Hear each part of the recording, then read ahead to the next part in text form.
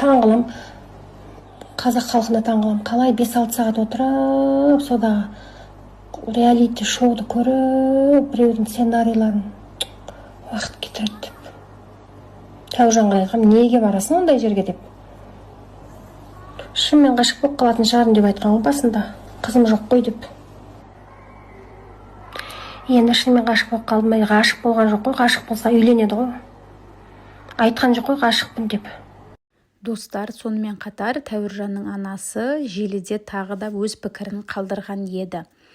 Ол пікірі Тәуіржан мен Айгүлдің екеуінің үйленуі туралы. Мен оларға той жасап бермеймін. Ол той деген бос шығын. Оның үстіне Айгүл 2 баласымен біздің квартирамызға сыймайды деп айтқан тұғын. Енді бұл пікірге қарайтын болсақ, Тәуіржанның анасы Айгүлге түбегейлі қарсы секілді. Яғни Тәуіржанның оған деген ғашықтық сезімі жоқ. Ол жай ғана әшейін ахватын көтеріп жүрген секілді деген сияқты ойлайтын болғаны ғой анасы. Енді Айгүл мен Тәуіржанның өзінің шешімдерін алда көре жатармыз. Біздің арнамызға тіркеліңіздер. Бізде ең жақсы, ең қызықты жаңалықтар жаңадан күнделікті шығып отырады. Сау болыңыздар.